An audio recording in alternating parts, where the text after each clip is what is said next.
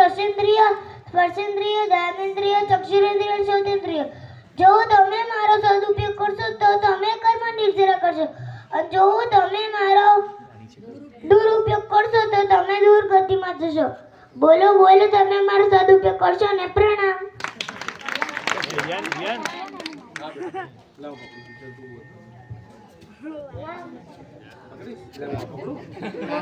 Hello hello, હું પાર્થ છું. હું પાર્થ જ્ઞાન છું. મારા નામ છે ભૌતિક જ્ઞાન, સૂતક જ્ઞાન, અધિક જ્ઞાન, વનસ્પતિ જ્ઞાન, કેવલ જ્ઞાન. અને આના તો જ્ઞાનાવળિયા કર્મનો ક્ષય કરો. પ્રણામ. હું ચાર ગતિ છું. મારા નામ દેવગતિ, મનુષ્ય ગતિ, તિર્યસ ગતિ ને નરક ગતિ. દરેક જીવ આ ચાર ગતિમાં કેટલીય વાર જઈને આવ્યો છે. હવે ધર્મની આરાધના કરીને પંચમ ગતિને પામો. પ્રણામ. હું જાણતું પહેલું જ્ઞાન, બીજું રૌદ્ર જ્ઞાન, ત્રીજું ધર્મ જ્ઞાન, ચોથું શુદ્ધ જ્ઞાન. ક્યારે પણ અશુદ્ધ રહીને દુર્ગતિમાં ન જતા. હંમેશા શુભ ધ્યાનમાં રહેજો અને સદગતિ પામજો. પ્રણામ.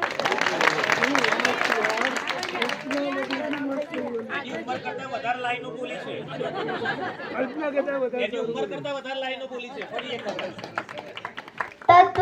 હું ત્રણ તત્વ છું. મારા નામ છે દેવગુરુ ધર્મ. મારી આરાધના કરવાથી જીવ અવશ્ય સદગતિને પામે છે અને નિશ્ચયથી દ્રવ્ય ગુણ પર્યાય સાધીને જીવ સિદ્ધ ગતિને પામે છે.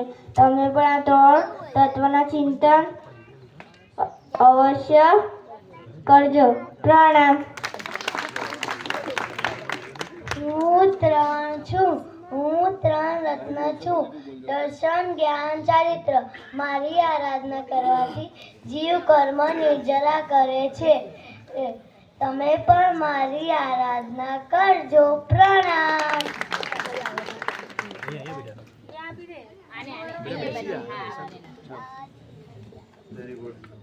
કિયાન બેસી જા. चलो હું બોલું છું. ચાલ બોલજો, મેમ બોલે. ચલો ચલો ચલો.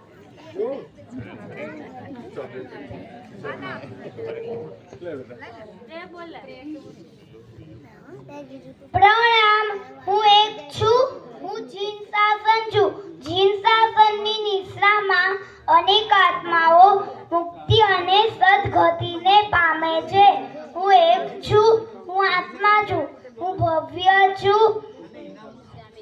હું મોક્ષગામી છું. હું એક છું. હું સિદ્ધ પદ છું. ભવ્ય જીવો સમક્ષ પર આરોળ થઈને સિદ્ધ પદને પામે છે.